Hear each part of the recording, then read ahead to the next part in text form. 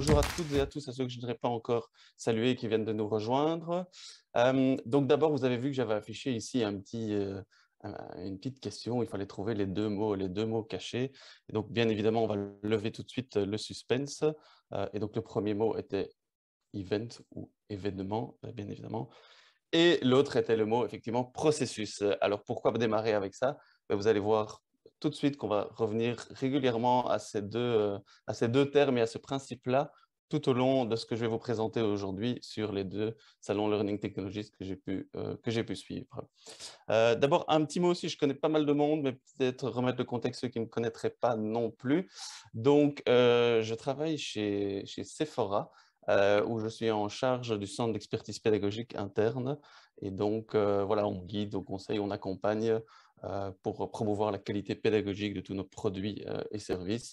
Donc, j'ai un background de learning designer principalement dans dans le monde associatif, dans le monde industriel et autres. Et donc, voilà, avec aussi un petit focus sur tout ce qui est apprentissage numérique, digital et asynchrone. Donc voilà, maintenant, je coordonne ça au sein d'une équipe pédagogique chez Sephora. À côté de ça, je suis actif aussi chez Epsilon en tant qu'administrateur également. Et alors, pour ceux qui s'intéressent aussi, j'ai lancé un petit podcast sur le monde de la formation qui s'appelle C'est quand la pause, avec deux autres acolytes.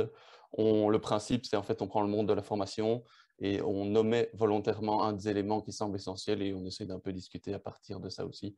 Par exemple, la formation sans budget, la formation sans PowerPoint, la formation sans formateur qu'on a lancé il n'y a pas longtemps aussi. Donc voilà, sans prétention, mais donc si ça vous intéresse, Spotify, Apple Podcast est disponible. N'hésitez pas à aller écouter et nous donner aussi votre feedback là-dessus, hein, parce que c'est le principe aussi, la philosophie qu'on partage et qu'on n'a pas évidemment la vérité absolue. Tout comme tout ce que je vais vous présenter ici aujourd'hui, c'est le retour donc, des salons Learning Technologies que vous connaissez peut-être. Mais donc, pour cadrer un peu ici, l'idée était de vous partager quelques choses, quelques notes, quelques informations, quelques tendances que j'ai pu aller récolter lors de ce salon-là ici et de manière tout à fait non exhaustive et en toute humilité, c'est de vous les transmettre simplement sur voilà, ce que j'ai pu aller chercher là et qui peut avoir une influence éventuellement pour vous ou pas, qui m'ont semblé moi pertinentes selon mon analyse et que je vais vous transmettre simplement ici. Alors peut-être un petit contexte parce que certains connaissent aussi, mais en fait c'est quoi Learning Technologies? En fait c'est deux salons qui ont lieu à Paris, à Londres et il y a aussi une édition à Berlin qui a lieu dans les prochaines semaines, prochains mois. Mais donc, c'est des salons un peu qui font référence et qui sont assez renommés de manière internationale sur tout ce qui est learning et digital learning. Alors, je trouve que personnellement, le nom n'est pas toujours très bien choisi parce que Learning Technologies, en fait, il parle beaucoup de learning et effectivement, il y a la technologies, mais pas que non plus. Donc, voilà, mais sachez que c'est comme ça qu'ils se sont présentés. Donc, il y a une édition à Londres qui a eu début mai, et qui a lieu normalement début février, mais voilà, pour les raisons sanitaires, a été déplacé à début mai. Et alors, le Salon de Paris, qui a lieu aussi en mai, mais qui normalement a lieu fin janvier. Ne vous inquiétez pas, je vous ai remis toutes les dates pour l'édition 2023 en fin de session, donc comme ça, vous pourrez cocher dans votre agenda si ça vous intéresse.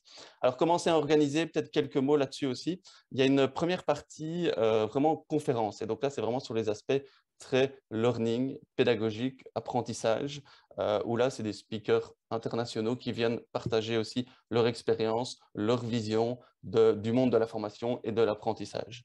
Vous voyez ici deux petites photos, et donc c'est des sessions voilà, plénières, généralement très high level au niveau voilà, du monde de l'apprentissage, mais très réaliste quand même aussi, parce qu'il y a beaucoup de partage d'expérience là-dedans aussi. Et donc, il n'y a pas du tout, pour cette partie conférence, une vocation, par exemple, commerciale. Hein. Ce ne sont pas des gens qui viennent vendre leurs produits ou leurs services. Ils viennent simplement partager une vision, une expérience du monde de l'apprentissage. Donc ça, c'est pour la partie conférence et qui est beaucoup plus développée à Londres qu'à Paris, par exemple. Donc, si c'est vraiment ça qui vous intéresse, je vous conseille de plutôt viser la partie à Londres qu'à Paris. Évidemment, à Londres, c'est en anglais. À Paris, c'est en français, même s'il y a quelques parties en anglais. Mais voilà, question répartition en langue. Alors, il y a ce qu'ils appellent aussi des parties un peu de théâtre. Et donc, c'est-à-dire que là, c'est des petits partages d'expériences de prestataires dans le monde de la formation qui viennent durant 10 minutes, un quart d'heure. Donc, les conférences, ça peut aller de 3/4 d'heure à 1h15, 1h30. La partie théâtre, c'est en plus petit groupe et c'est tout au long de la journée, de 9h à 18h. C'est des prestataires qui s'enchaînent pendant un quart d'heure, 20 minutes et qui viennent partager une petite expérience, présenter une solution également.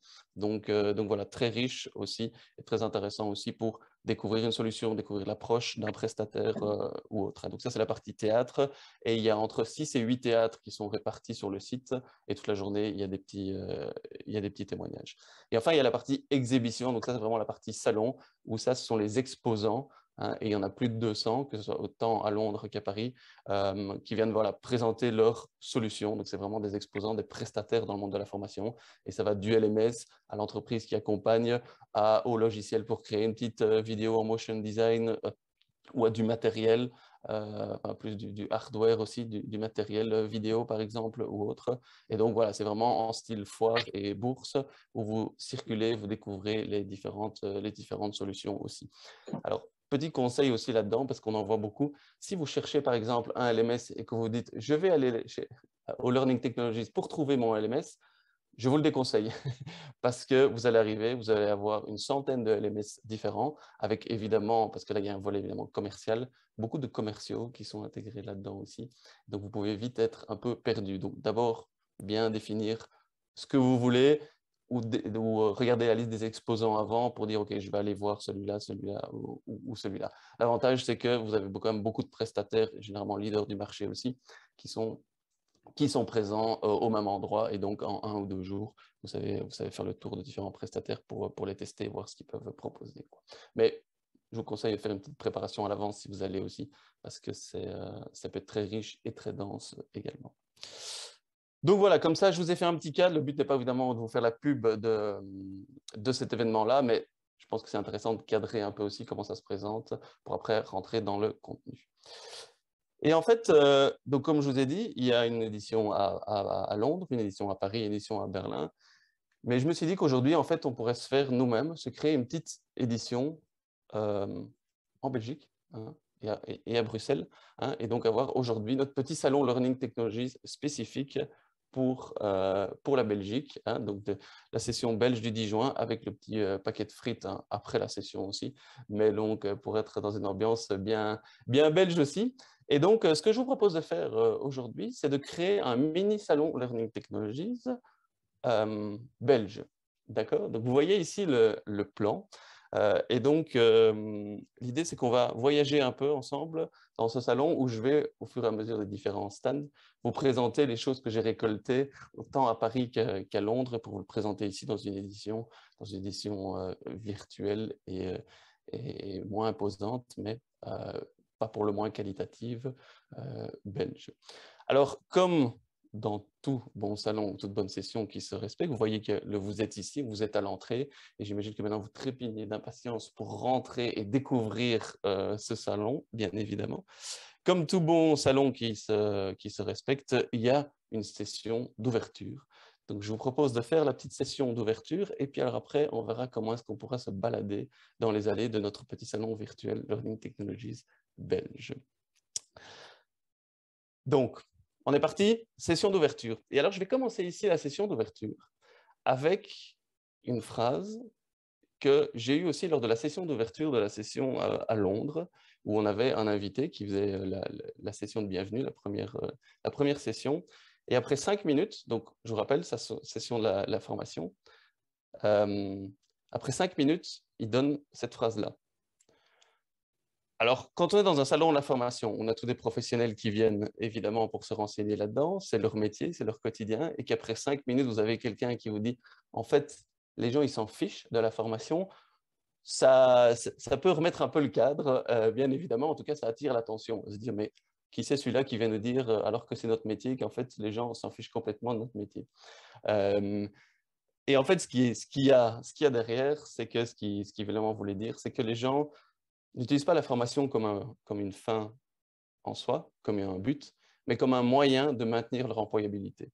Et donc ça, c'est effectivement un insight assez intéressant de dire que la formation, c'est bien, mais les gens ne veulent pas se former pour se former. Alors évidemment, il y a des gens qui vont dire je suis curieux et pour moi c'est important de toujours se former, mais dans un contexte en tout cas professionnel, le but c'est d'être toujours à jour et de maintenir leur employabilité. Donc la formation, c'est un moyen, c'est pas un but en soi. Et donc c'est évidemment intéressant d'avoir ça en tête et de dire ok, former pour former, c'est bien, mais derrière, quelle est la motivation des gens et quelle est l'approche que je peux donner aussi par rapport à ça. Donc, intéressant de le voir comme ça. Et ce concept d'employabilité et de développement permanent finalement des compétences pour être toujours à jour est bien évidemment influencé par la pandémie qui n'a fait qu'accélérer ça aussi avec la transformation digitale. Et donc, bah, c'est évidemment pas à vous que je dois le dire, mais l'influence, en tout cas, de cette pandémie sur les compétences est évidemment énorme et il faut vraiment en être conscient de ça aussi et qu'on a beaucoup de personnes qui disent « Ok, former, c'est bien, mais ça ne devient plus ma priorité, sauf si ça me permet de maintenir mon employabilité. » Et avec la transformation digitale, le maintien de l'employabilité est un enjeu majeur pour les entreprises, mais aussi pour chaque collaboratrice et chaque collaborateur au sein de vos entreprises. Donc ça, c'est vraiment important. Et pour ça aussi, en fait, on se rend compte qu'avec la transformation digitale et ce principe de, OK, la formation, très bien, mais adaptée à mon contexte pour maintenir mon employabilité, on se rend compte qu'en fait, que la frontière entre le travail et l'apprentissage est en train de s'amenuiser. Et en tout cas, c'est vers ça qu'on doit aller. Parce que finalement, et c'était un de ses propos aussi, à ce fameux Matthew, c'est qu'il a dit la manière dont on se forme, en fait, dépend de la manière dont on travaille. Et donc, avec la transformation digitale, ben, nos manières de travailler est évidemment différente. Et donc, la manière de former doit évoluer aussi et se connecter un maximum à la manière dont on travaille. Et petit exercice ici qu'on peut faire ensemble, petite question que je vous pose, réfléchissez un peu dans votre quotidien, dans votre travail, à quels outils vous utilisez au quotidien, un maximum de temps. Voilà. Quels sont les outils digitaux que vous utilisez? Et en fait, cette réflexion est intéressante parce que quand il disait ben, la manière dont on travaille influence la manière dont on se forme, euh, c'est valable pour les outils aussi. Et donc, quand on réfléchit souvent à ben, quels outils je dois utiliser pour former, est-ce que je dois prendre un nouveau LMS ou les commerciaux vont arriver et dire il y a ce super outil-là qui arrive, très bien, mais comment ça s'intègre dans la manière de travailler de vos formateurs? Et donc, si la majorité des outils que vous utilisez, c'est Teams, Slack, WhatsApp, les emails, les SMS, le téléphone. Mais comment est-ce que la formation peut utiliser également ces outils-là? Et donc ça, c'était assez intéressant de se poser cette question-là et pas toujours dire, OK, je vais aller utiliser plein de nouveaux outils parce que ça les fait sortir les collaboratrices et les collaborateurs de leur quotidien, mais comment je peux utiliser les outils qu'ils maîtrisent déjà également. Donc voilà, réflexion également intéressante. Alors, c'est en condensé les messages clés hein, que je voulais vous faire passer ici dans la session de clôture. Et maintenant, je suis sûr que vous êtes impatient de circuler dans les allées. Hein. Donc, après la session de clôture, c'est un peu en guise d'appétit, c'est très bien, mais maintenant, j'ai besoin d'aller voir un peu les différentes conférences et les différents stands. Et c'est ce que je vous propose de faire.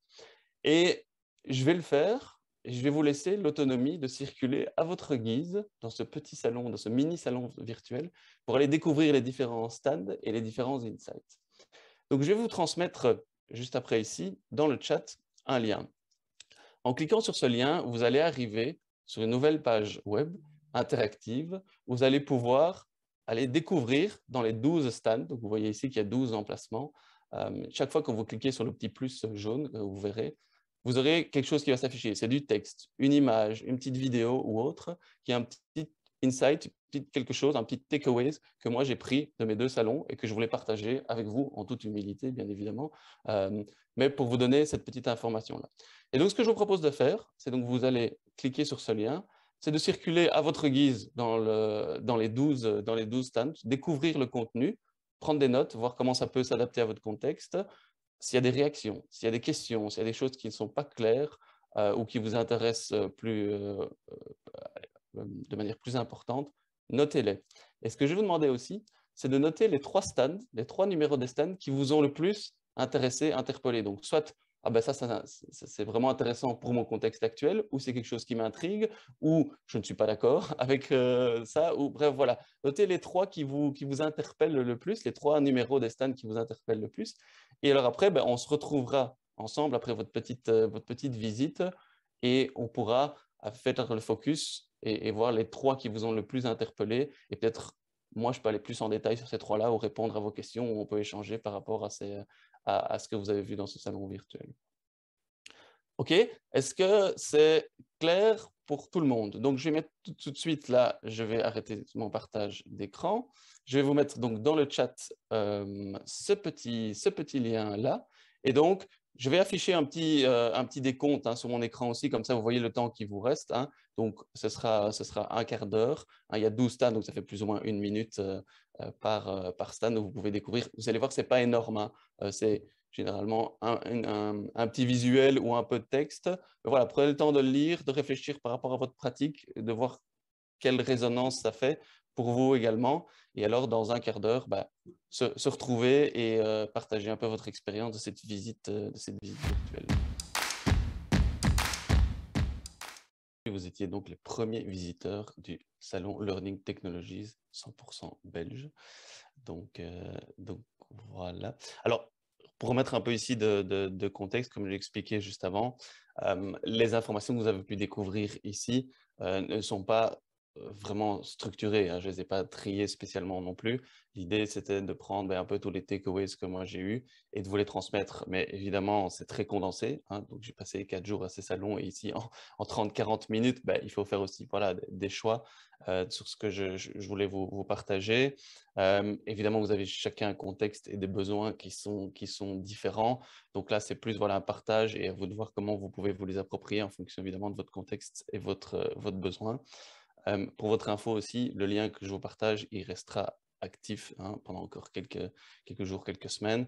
Donc voilà, n'hésitez pas à le réutiliser pour la suite, à le reparcourir ou d'inviter des collègues à visiter le salon avec vous aussi. L'entrée est gratuite, donc, donc voilà. Je vois effectivement, réactions dans le chat. Donc, je vois qu'il y a déjà quelques personnes qui ont réagi. Donc, merci en tout cas déjà pour ces partages-là aussi.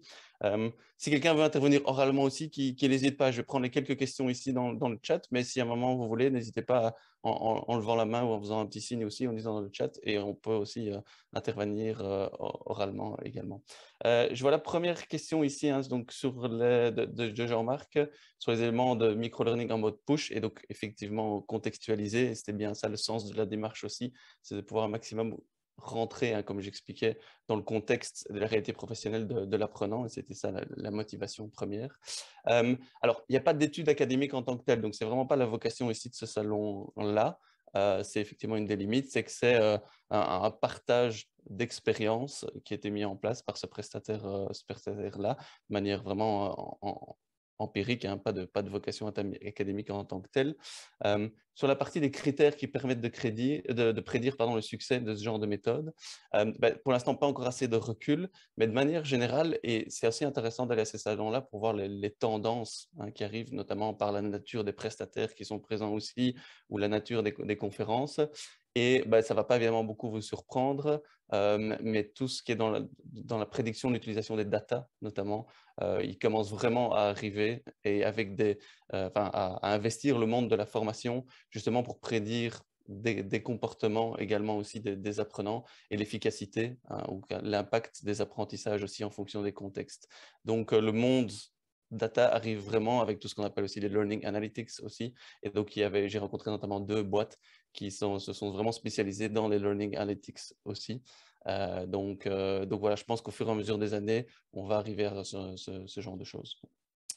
Et pour faire le lien, c'est le stand 9, je pense aussi, où il y a un petit modèle hein, d'une leçon, où là, ça a été en tout cas supporté par certaines universités aussi, quoi, sur ce modèle-là. Je vois ici Didier donc, qui pointe les stands 12 et 9 hein, dont on vient de parler, et le 5 aussi, hein, avec... oui, ça c'était aussi assez intéressant, une personne qui parlait de tout ce qui est impact en fait, de formation et d'évaluation aussi, et notamment l'évaluation à chaud, à froid, et notamment voilà l'évaluation à chaud, il disait pour mesurer l'impact d'une formation, donc impact, donc transfert des compétences sur le lieu et dans le contexte et dans les réalités professionnelles.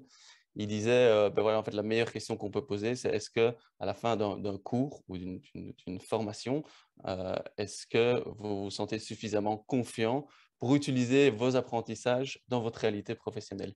Et si la réponse était oui, ben, en fait, l'action de formation était bénéfique, en tout cas dans le premier temps.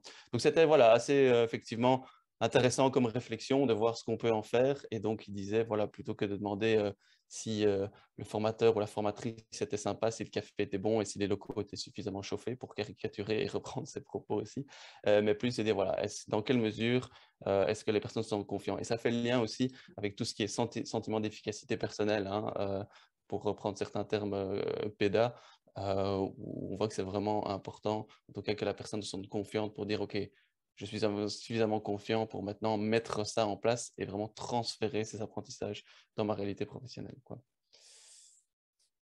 Je vois la réaction de Fabrice, hein. J'aime bien le 3 pour la découpe des étapes, mais le schéma est trop linéaire, comme souvent avec MSK. Et il devrait être, il devrait être faire d'AR. Donc voilà, donc si on reprend le 3 pour être sûr de ce dont on parle, c'est donc l'approche pédagogique, hein. Donc là, c'était effectivement une présentation qui avait été faite par MySkillCamp sur leur approche pédagogique. Et donc, voilà, effectivement aussi intéressant de voir ça. Je prends au fur et à mesure, hein. Alors, on a l'historique du chat, hein. Donc, si à un moment, je n'ai pas répondu à une question et que c'est vraiment urgent pour vous, faites signe. Sinon, même par la suite, je peux prendre les questions auxquelles je n'ai pas répondu et même le faire a posteriori aussi, y répondre également. Donc, on voit que stand 4, fondamental pour l'ancrage, oui. 5 et 8 pour l'adhésion et la transférabilité. Donc, vous voyez que en fil rouge et en filigrane de tous ces inputs, de tous ces takeaways, il y a le concept d'impact, de transfert, d'ancrage. Et c'est quelque chose vraiment qui revenait régulièrement, de dire que suivre une formation, c'est effectivement très bien. C'est une première étape qui est indispensable, mais vraiment se focaliser sur, OK, maintenant, comment est-ce qu'on s'assure qu'il y ait vraiment un transfert de ces apprentissages-là dans le contexte professionnel, hein. Et donc, quand on expliquait au début, ben voilà, la frontière entre travailler et la formation, entre le travail et la formation, ça me nuise, et ben, c'est pour ces enjeux-là aussi de transférabilité et de dire, j'ai appris quelque chose, c'est une première étape indispensable, mais maintenant je dois le transférer, hein. Donc, tout ce qui est transférabilité, ancrage revient souvent. Le stand 2, hein, je vois Thérèse qu'il a mentionné, c'est assez intéressant, c'est Nigel Payne, qui est assez connu quand même dans le monde anglo-saxon, hein, qui était notamment responsable de la formation à la BBC aussi pendant des années, qui lui disait en fait la meilleure manière d'avoir du feedback sur votre formation, en dehors des évaluations qui ont leurs limites aussi, hein, notamment avec le taux de réponse, c'était de dire, allez faire vraiment une interview avec quelqu'un, un success learner, hein, quelqu'un qui a été au bout de la formation, qui était enthousiaste, discuter pendant un quart d'heure avec lui et discuter aussi avec quelqu'un qui n'était pas satisfait ou qui n'est pas arrivé au bout. Et donc, prendre peut-être une demi-heure ou une heure pour faire ça, vous allez déceler les points favorisants et les points bloquants de votre formation. Donc, voilà. Et dans d'autres domaines, c'était une méthode qui avait fait ses preuves aussi. Et donc, il disait, pour mesurer un peu le succès d'un projet, c'est une des meilleures méthodes. Et donc, le monde de la formation pourrait se l'approprier également, quoi. Donc voilà, je vois aussi souvent on revient les aspects voilà, flow of work learning avec le 11 et le 12. Donc, je vois Monique, si possible, je viens plus d'infos sur le stand 10 au niveau du rôle LND et rôle des apprenants. Donc le 10, si je me souviens, c'est avec l'image du théâtre un peu. Et donc là, c'était vraiment une présentation en disant, en fait, le LND, plutôt qu'être vraiment eux sur scène, hein, et dire, voilà, nous, on est au centre et on organise la formation et on valide, hein, en faisant une checklist, OK, il a suivi autant de jours de formation, mais plutôt dire, mettre l'apprenant sur le devant de la scène et que lui aussi se responsabilise et s'autonomise dans son propre apprentissage. Et donc, c'est un peu learner in the driving seat, hein, mais c'est in the driver's seat, sorry. Mais c'est plus, voilà, qu'il soit autonome, qu'il fasse ses choix, qu'il identifie aussi ses besoins en formation et qu'il soit aussi responsabilisé dans l'ancrage par après aussi. Non seulement au niveau de l'apprenant, et c'est revenu quelquefois aussi dans le salon, le rôle du manager, qui était identifié aussi comme crucial et tout au moins aussi important que le rôle du formateur dans cet aspect, voilà, à la fois ancrage après l'action de formation, mais même au début dans l'identification des besoins. Donc, c'est vraiment ce rôle de l'action de formation, mais également de l'apprenant lui-même hein, donc vraiment de le mettre au centre et que lui puisse se prendre en main et qu'on tienne compte de son contexte, que lui-même tienne compte de son contexte et de ses besoins. Également le rôle du manager pour l'aider à identifier ces besoins-là aussi et lui laisser après l'espace et l'environnement suffisant pour qu'il puisse transférer et implémenter ça.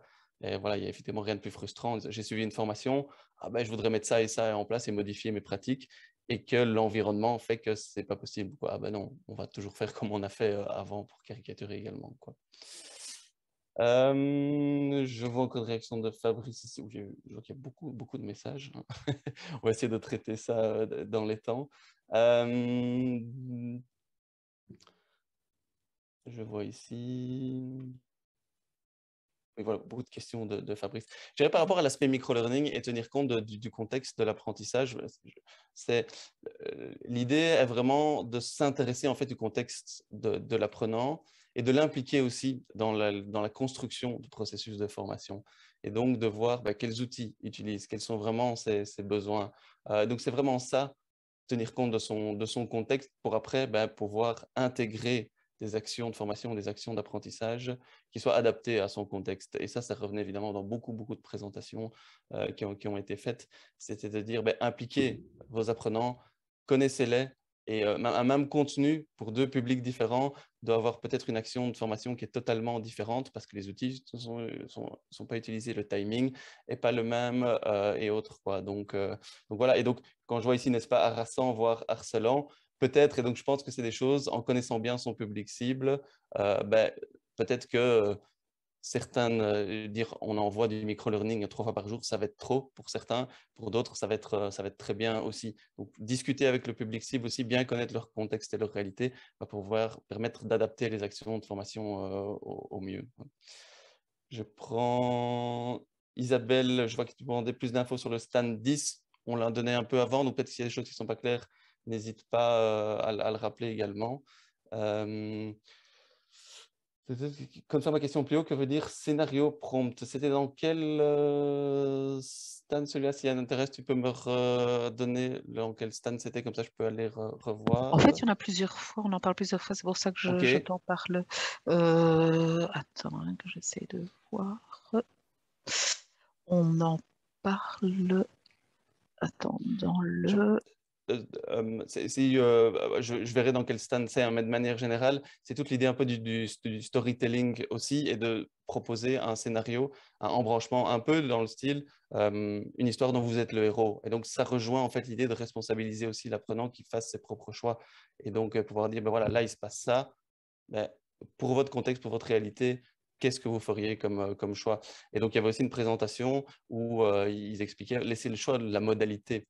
Donc, pour un même contenu, que le participant puisse dire, OK, ben là, moi, je vais le consommer de manière synchrone ou asynchrone, en distanciel ou en présentiel, seul ou à plusieurs. Et donc, voilà, à un moment, alors, c'est pas possible évidemment pour tout, mais pouvoir laisser le choix aussi pour que ce soit le plus adapté et qu'on puisse un maximum engager aussi l'apprenant. Donc, c'était dans ce sens-là. Et je vois aussi, Anne-Thérèse, ta réaction sur le manager. Et avant d'aller à Learning Technologies, je suis intimement convaincu que le manager doit jouer encore un plus grand rôle dans les apprentissages et dans le développement des compétences des collaborateurs et des collaboratrices, et que ça ne dépend pas uniquement du département L&D ou du département RH.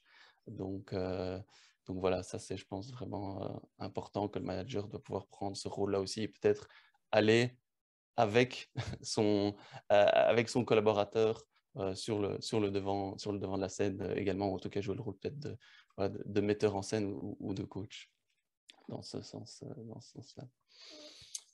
Ok, merci pour vos différentes réactions. Je vois que le temps, je vois que le temps avance. Je vois que Véro aussi qui met la pause café, hein, effectivement. J'ai rajouter ça en petit bonus, la pause café. Alors, ça pourrait prendre 1 heure rien que de voir ce modèle-là, mais vous connaissez peut-être le modèle Kirkpatrick, hein, qui fait un peu référence dans le monde de la formation pour mesurer et pour évaluer les apprentis, enfin évaluer l'action d'une formation. Il y a un nouveau modèle, enfin nouveau, qui est sorti en 2018, hein, de Will Teilheimer, qui lui va un peu plus loin sur comment mesurer l'évaluation du transfert justement et de l'impact. Et donc, c'est en 8 niveaux. Et il reprend le modèle de Kirkpatrick, hein, en disant que le modèle de Kirkpatrick n'est pas mauvais, mais il va une étape plus loin en disant quelles sont les meilleures modalités pour évaluer l'impact et le transfert des actions de formation. Et donc voilà, je vous ai mis la documentation. Voilà, si ça vous intéresse, prenez le temps de lire. Le modèle, en fait, est pas très compliqué à comprendre. Après, pour se l'approprier, comme tout modèle, ça prend peut-être un peu plus de temps, mais je trouve que c'est intéressant aussi comme réflexion. Et pas mal de personnes dans Learning Technologies y faisaient référence, donc ça commence un peu à prendre sa place aussi justement dans cette idée de transfert et d'impact. Donc voilà, je l'ai mis en pause café en disant, c'est pas là tout de suite maintenant qu'on va pouvoir l'aborder, mais voilà, comme toute pause café, prenez-le avec et voyez ce que vous pourrez en faire également lors voilà, d'un café ou dans une discussion avec un ou deux collègues. Voilà un peu. Alors, je vois qu'il reste quelques minutes. Je voudrais faire une petite conclusion. Je vais repartager mon écran, parce qu'évidemment, comme toute bonne... Hop là, normalement, mon écran réapparaît. Comme toute... Voilà, on va y arriver. Comme tout bon salon, on arrive à la session de clôture également. Et donc, c'était également lors d'une présentation ici de la clôture que, et on y a déjà un peu fait allusion, hein, mais donc la meilleure manière d'apprendre, ce ne sont pas les cours ou les plateformes, c'est pendant ou dans le travail. Et donc, ça rejoint toujours cette idée in the flow of work, impact, transfert, et donc d'utiliser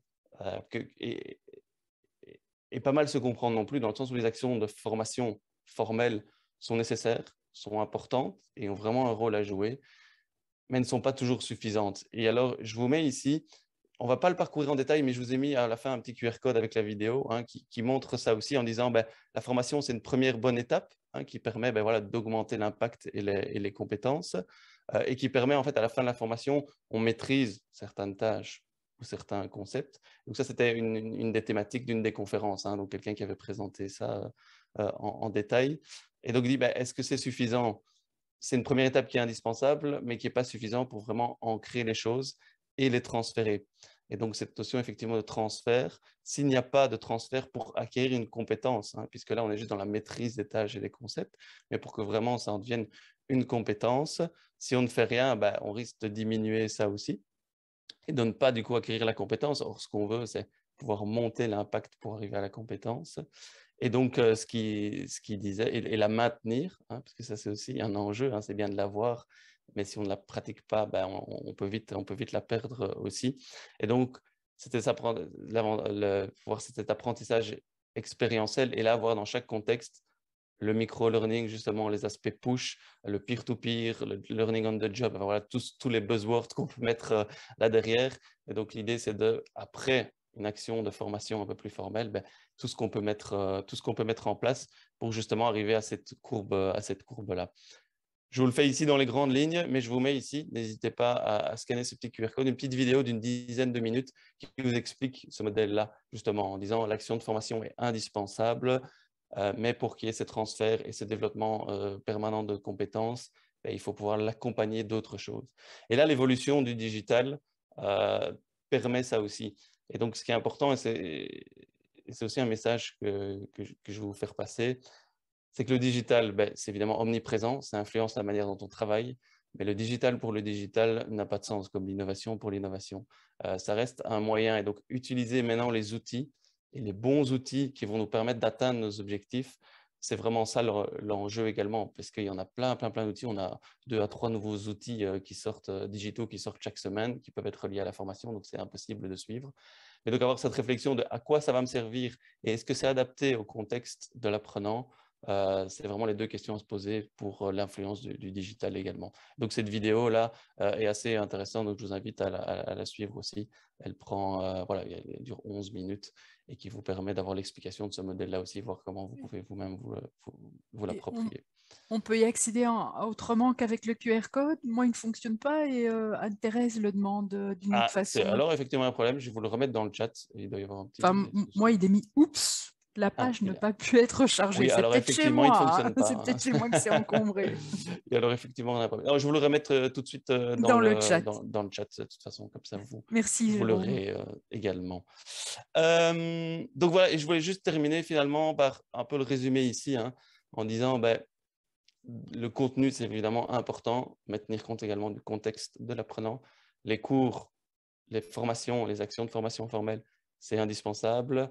Et il faut aussi tenir compte de l'expérience et de l'expérientiel que vous allez pouvoir pour transférer et puis maintenir ces apprentissages sur le long terme. Se concentrer sur le formateur, mais également sur l'apprenant lui-même en tenant compte de son contexte et en le responsabilisant également pour avoir un maximum d'impact. Et alors, le training, l'action vraiment de formation est importante, mais aussi aller vers l'apprentissage. Et là, c'est assez intéressant de voir aller de Londres, où c'est plutôt anglophone, et à Paris, où c'est plutôt francophone, où ils parlent de learning, mais en fait, la traduction de learning, c'est apprentissage, mais en français, on le traduit par formation, qui est plus training. Donc voilà, c'est un peu de sémantique, mais c'est intéressant d'avoir cette réflexion-là aussi, de dire la formation, c'est bien, au service de l'apprentissage, et donc comment est-ce qu'on peut faire pour que les gens développent leurs compétences. Voilà, ça c'était ce que je voulais vous partager vraiment en toute humilité avec vous. Je n'ai pas la prétention de vous transmettre le savoir et les bonnes manières de faire. C'était simplement un partage d'expérience, que ce que j'ai pu collecter comme données et que vous partagez avec vous ici. Et voilà, on a déjà un petit peu discuté ici. Ceux qui veulent en discuter par après, vous pouvez me contacter via LinkedIn ou autre et on peut continuer le débat également, ou si vous voulez avoir plus d'informations sur certaines choses, sur le salon lui-même ou sur des éléments qui ont été présentés ici. N'hésitez surtout pas, pour moi c'est toujours un plaisir de partager et comme ça on apprend et moi-même aussi par rapport à ça. Voilà, quelques minutes peut-être s'il y a encore des réactions, des questions ou autres.